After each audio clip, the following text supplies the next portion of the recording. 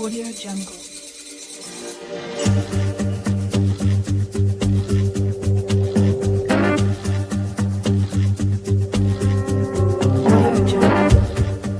I am the Divine Prince, Ty Emmecca, Pan-African Spiritualist, Practitioner, Author, Advisor, Elagoon, Oloye, Hoodoo, Obeya, Bokur.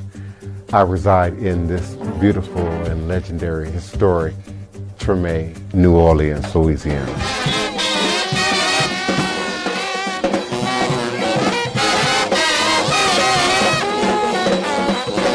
So join me as I share food, music, culture, tradition, the rhythms, and the flavor of New Orleans voodoo.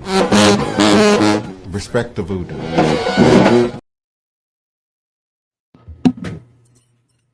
Honor, respect, honor, respect, honor, and respect. Divine, all blessed, peace and love, joy and prosperity. You are now sitting again live with the Divine Prince. This is Revolutionary Hoodoo, New Orleans Voodoo Secrets and Recipes.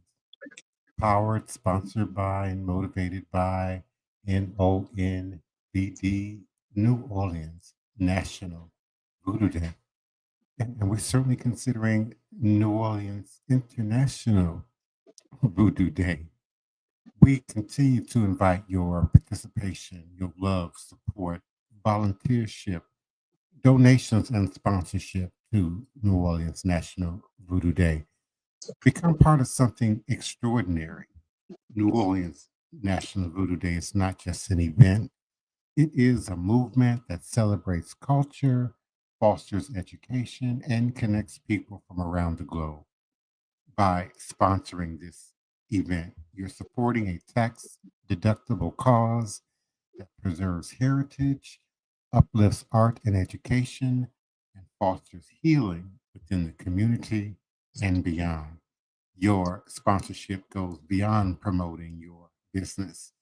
It demonstrates your commitment to cultural preservation and education while supporting a unique event that brings international recognition to New Orleans. Events like symposiums, art exhibitions, sacred processions, and global speakers offer unparalleled opportunities to honor history and inspire a brighter future. Supporting an event like this means empowering a community, enriching cultural understanding, and making a meaningful world. Bring a celebration that values diversity and progress while helping preserve tradition for generations to come. Join us in celebrating a legacy. Explore our sponsorship tiers and help us make New Orleans National Voodoo Day an unforgettable celebration. Together, we can uplift the community and inspire the world. And certainly, I'm grateful for my attentive, committed, listening, and participating audience. Certainly, those of you who are present here with the chat. Certainly, beginning with our own committee meetings, our own ministerial board, if you will. Elder Reggie, we certainly appreciate you, Green Soap, for being present. We certainly thank you, my godchild, Nina Lloyd. Thank you so much for your continued support and attendance. Fitness Girl Fun, peace and goodness to you and yours as well. And the Alchemist, peace and blessings to you and yours. Thank you so much. And certainly to my beloved co-host, the consistent and ever-present Queen Mother, Sister Toni Val Martinez. Thank you so much for your continued support. And we're going to have Elder Reggie join us, Green Soap, tonight, momentarily. Thank you, Sister Toni. How you doing? I'm good. Hello, everyone. So nice to have y'all in the listening audience. I'm good. Just doing a lot of studying on some different things. I'm studying on from the movie Sinners that I watched. It sent me on a study spiral. So I've been reading most of the day, but I am so happy to be here with all our loyal listeners. Yes, indeed. And we certainly appreciate you, again, your continued support and love to National New Orleans Voodoo Day, but also to the maintenance of this platform. And certainly we are always honored to have Elder Reggie present and with us, one of the strong members of our team. Greetings, Elder Reggie. How you doing? Greetings, divine. Can you hear me clear? Yes, we hear you just fine. Thank you. All right, thank you. Appreciate just being amongst good people. Um, one of the reasons I wanted to come on tonight, Sister Toni, there's two things you talked about that really inspired me. The first is the movie Center. So yesterday, I took my time, went sat in the movies by myself, had a notepad to take some notes. And if we get into talking about that tonight, I like to share my point of view.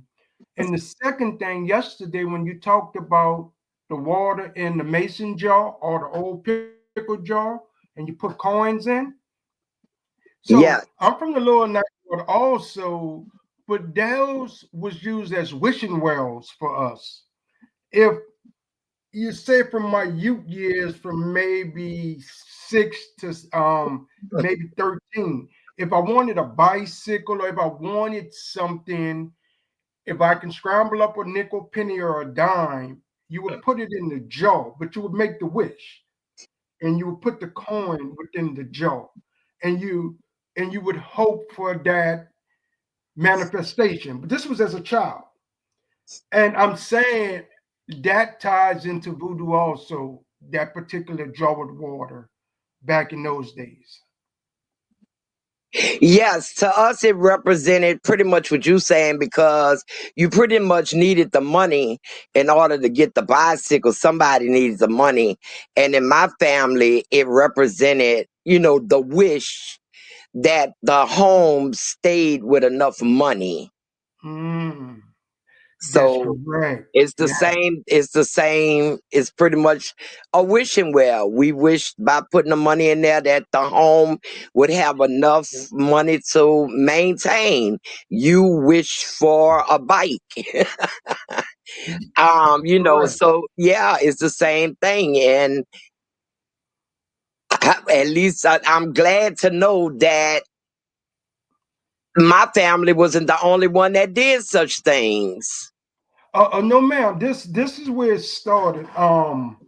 We all know about St. Jude Church on Rampart Street, right before you get the canal. And Yes, in order to Yeah. do a novena, there used to be a wishing well right there. yes. And you turn your back and you throw the coin over your head and you make a wishing well. You make a wish. And so in New Orleans, with that voodoo culture, you made your own mobile wishing well that you kept on your front porch at your house. But it was mimicking what the Catholics was doing at that time. That's just a little backstory on it. Yeah, I remember that wishing well. See? Yeah.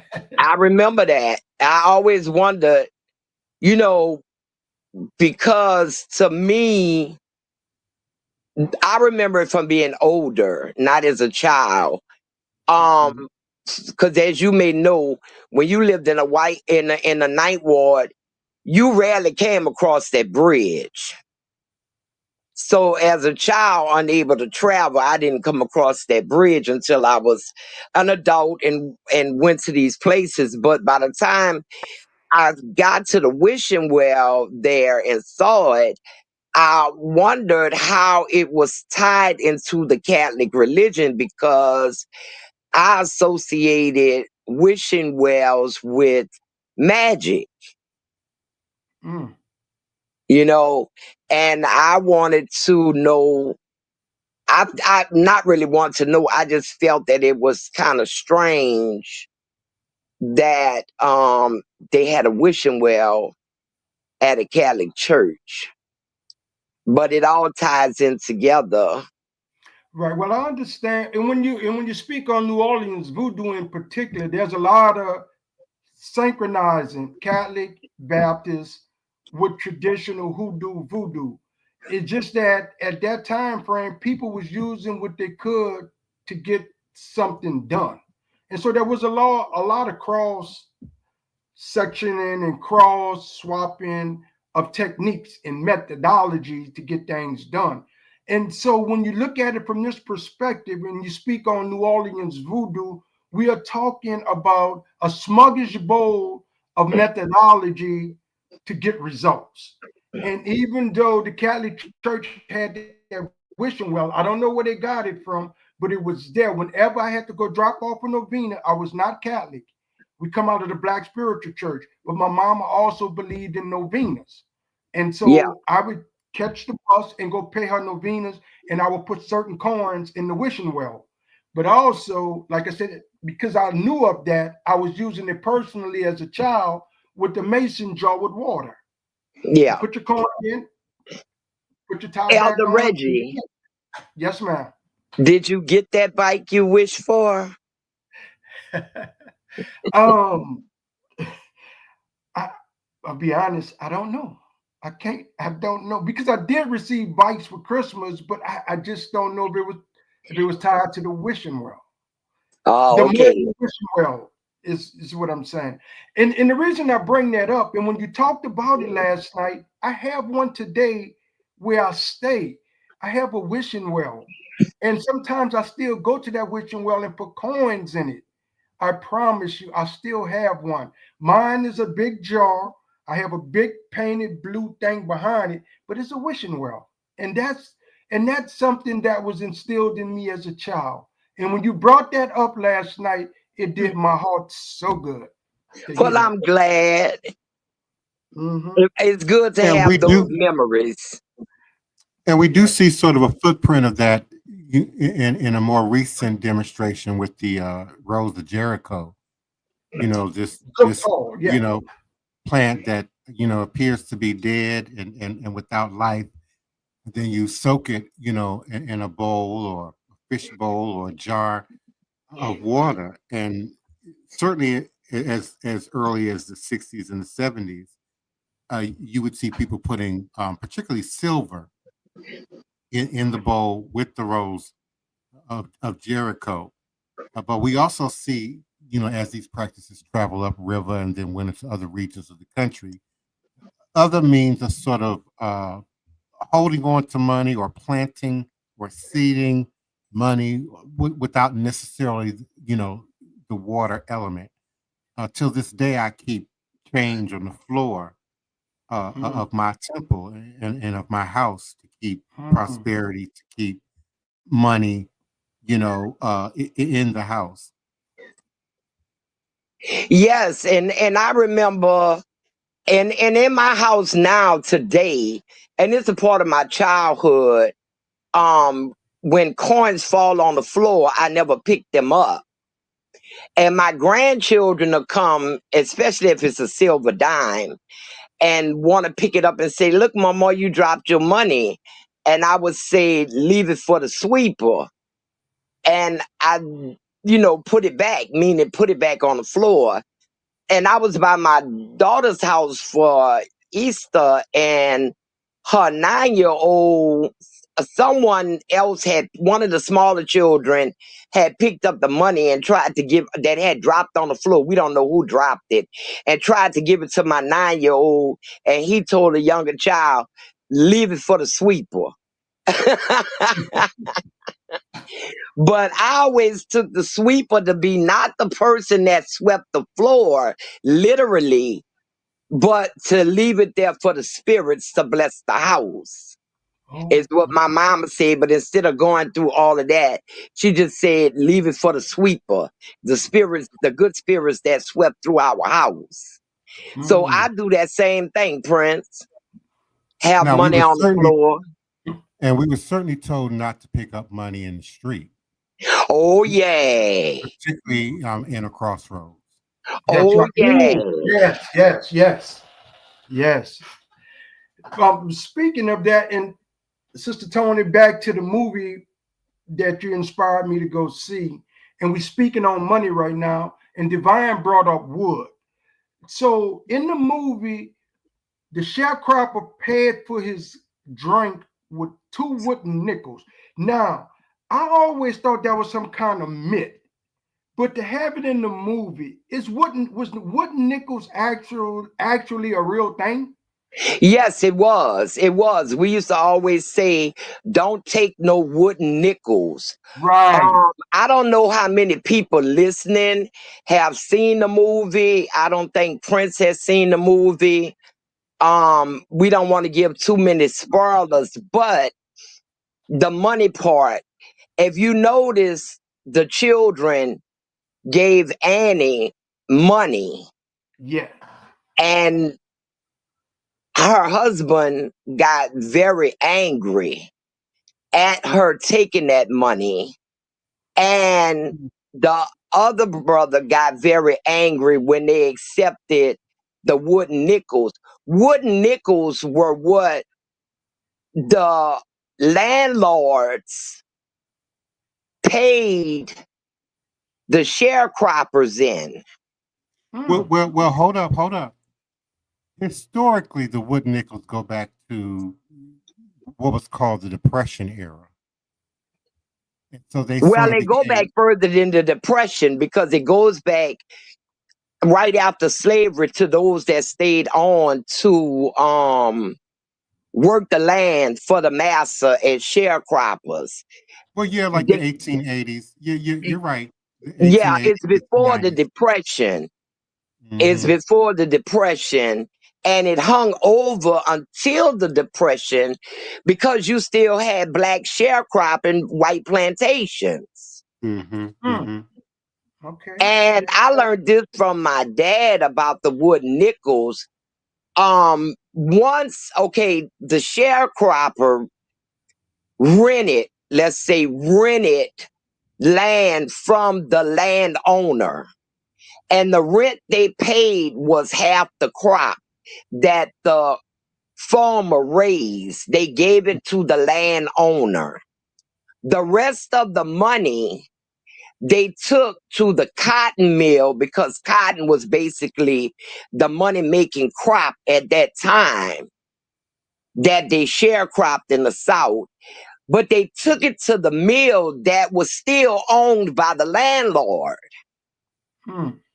Hmm. So the landlord would not pay them in actual dollar bills. They would pay them in sharecropping script, a money that was, let's say, we're gonna call it monopoly money, Okay. that was only used at the store that the sharecroppers could shop at, which also belonged to the landlord. Hmm.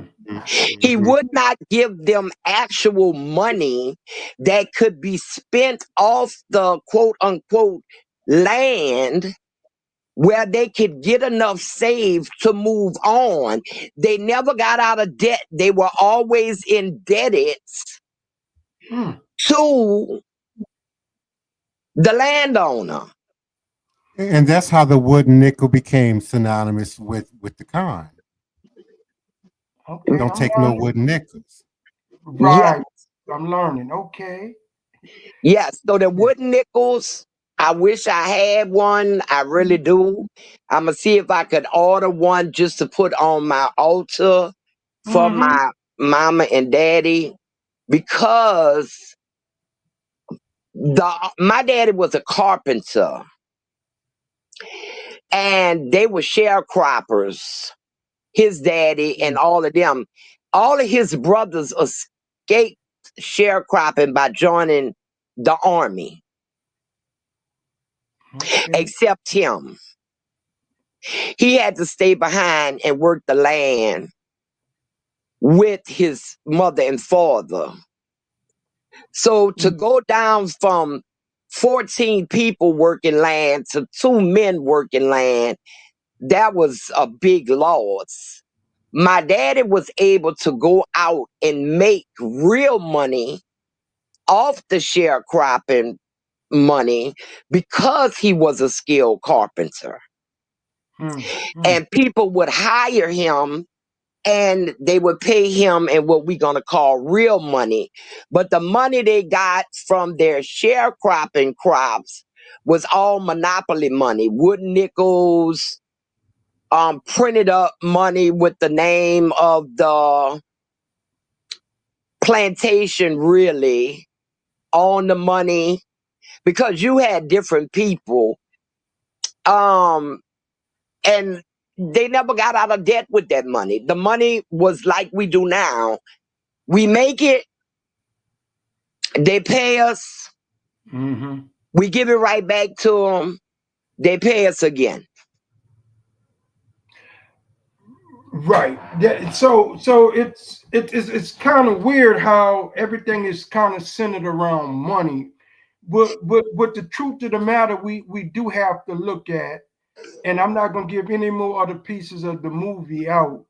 But when you said her husband fussed at her from taking the money from the kids, that is a sign even in present day when we're doing spiritual work, people really don't want to pay us what we work. They always want to undercut us, or they won't even trade right with us. And it makes it hard for us, for those who try to bring and keep the traditions alive, to earn a wage. Because the clients and the people who show devotion toward it don't really want to honor our work. And I seen that in that movie. And I'm shut up after that.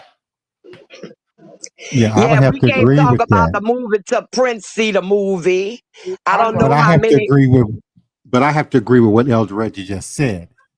They're certainly willing to look at it from a very selfish, personal perspective.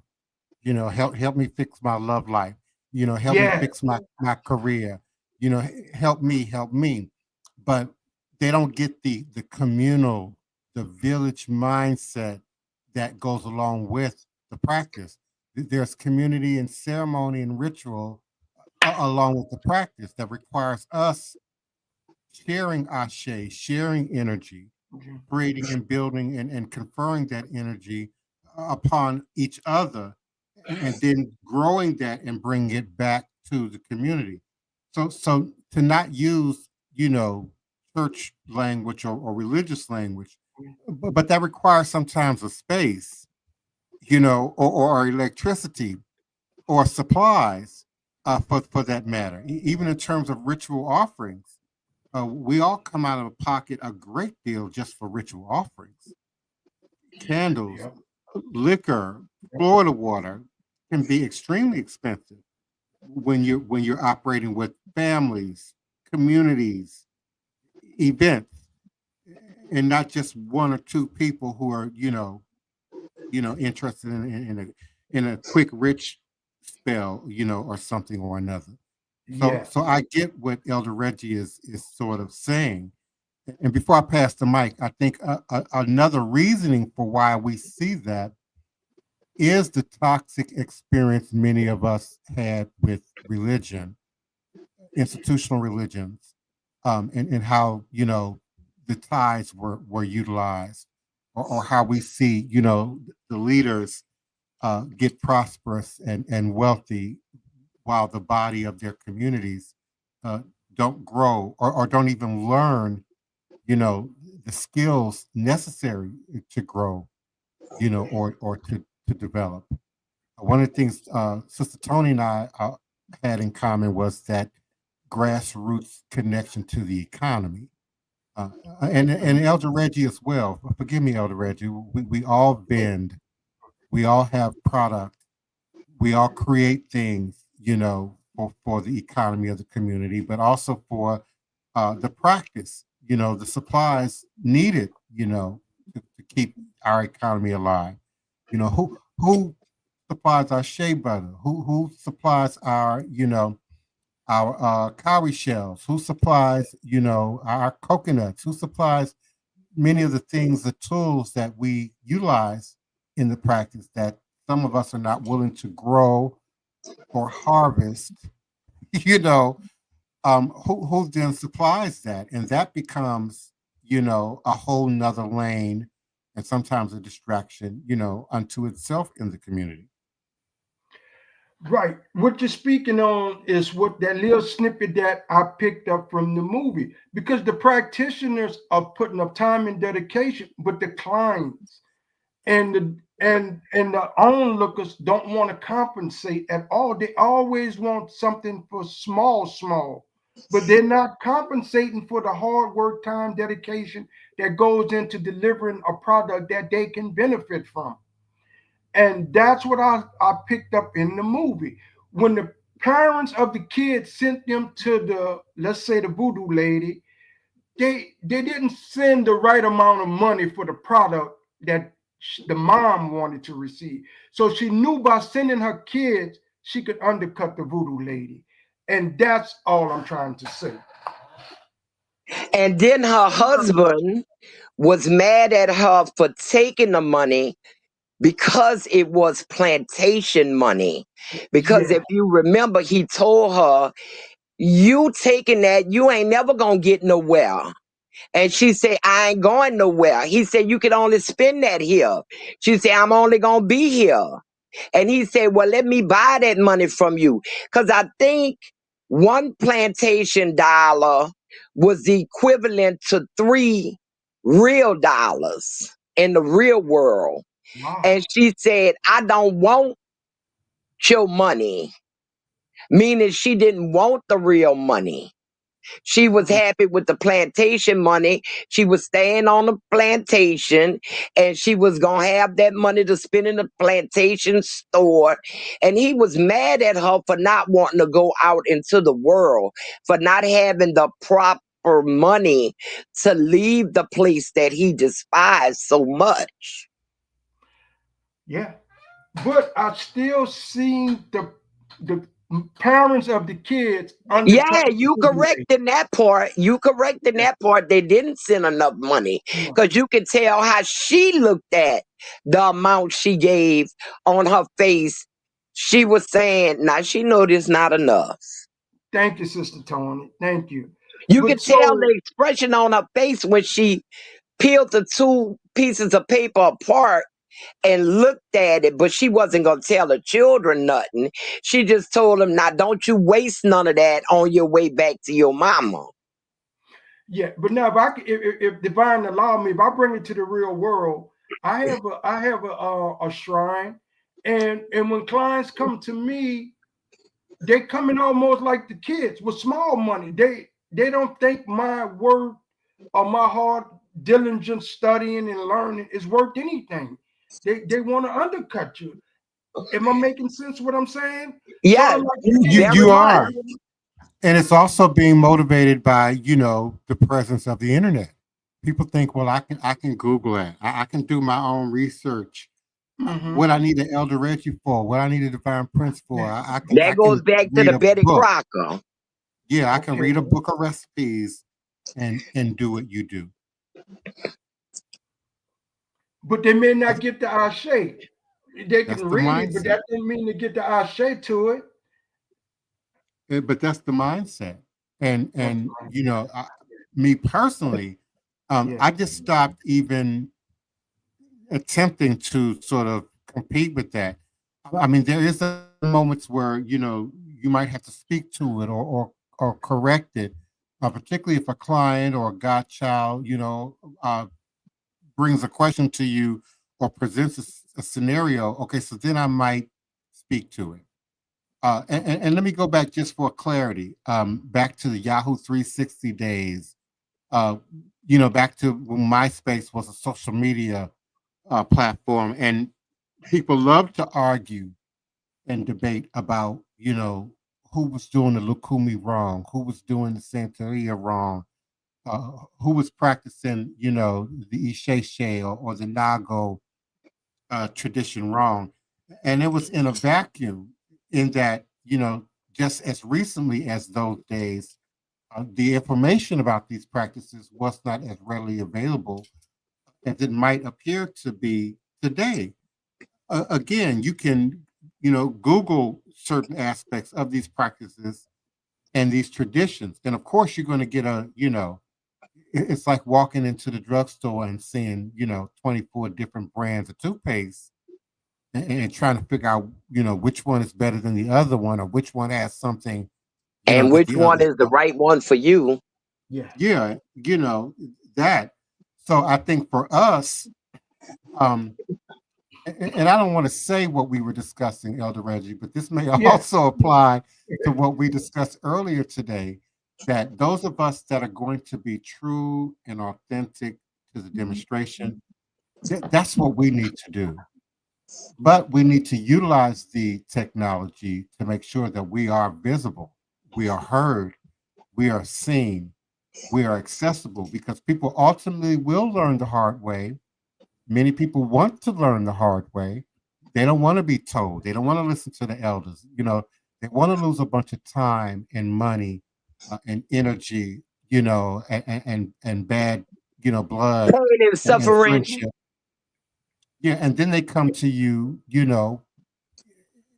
from a place of need and desperation, not knowing it is that very need and desperation that got them into the bad scenario in the first place. Oh, Divine Prince, you got to hurry up and go see Sinners, my love.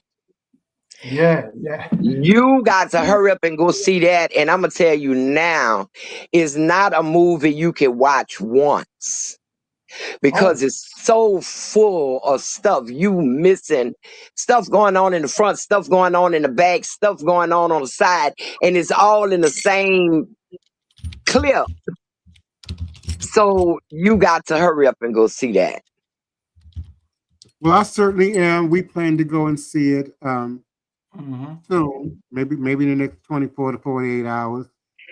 You have, it definitely is something.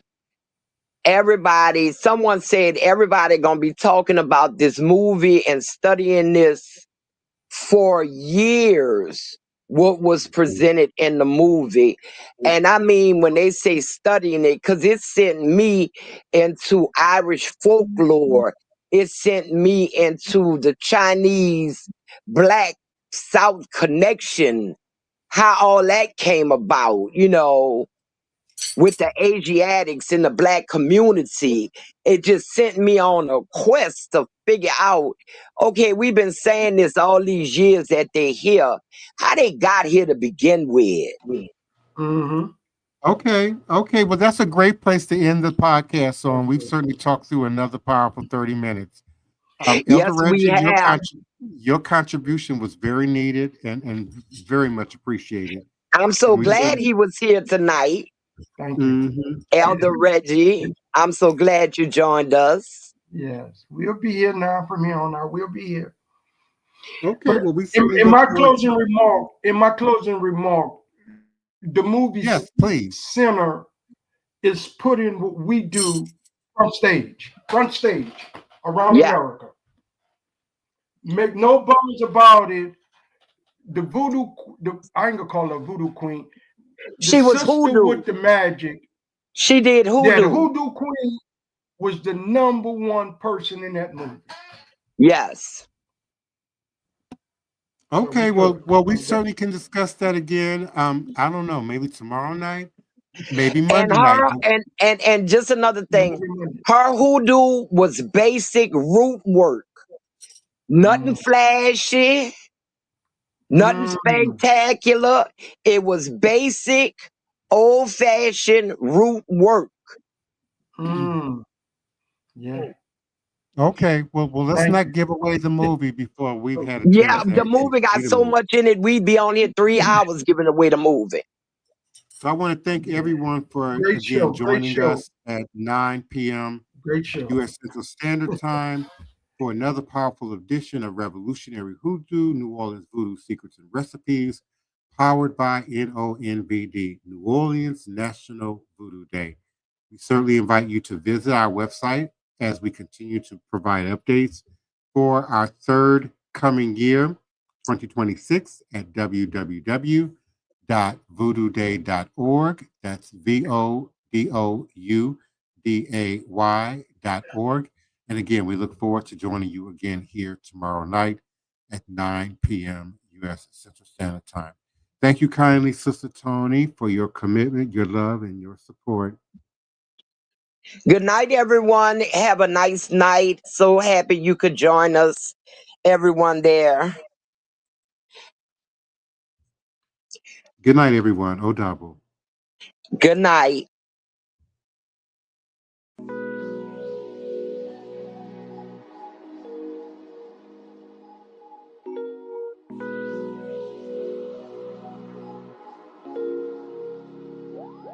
Talk to me nice, I get sensitive. Choice of your words to convey. Your intentions might mean the best, but it's in your approach and delivery.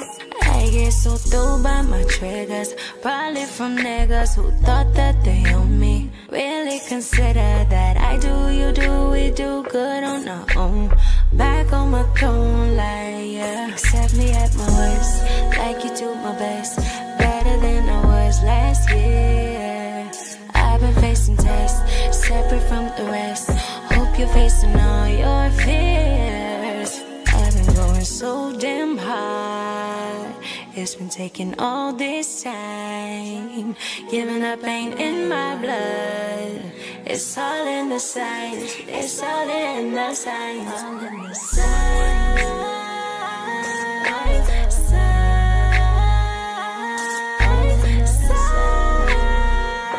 It's all in the signs. It's all in the signs.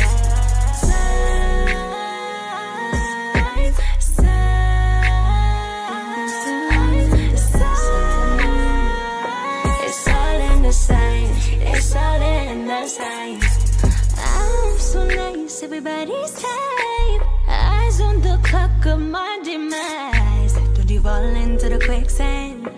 It's better on the cement. Telling no story, no power in your past. Even if you're 30, gotta make it last. I do, you do, we do good on our own.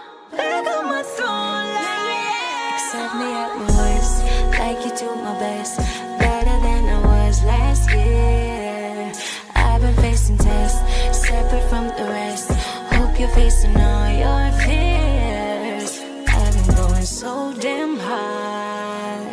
It's been taking all this time. Giving up ain't in my blood. It's all in the signs. It's all in the signs. All in the signs.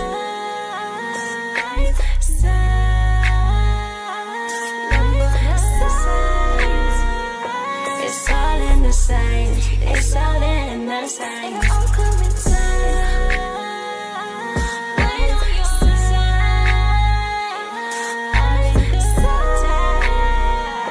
It's all in the signs. It's all in the signs.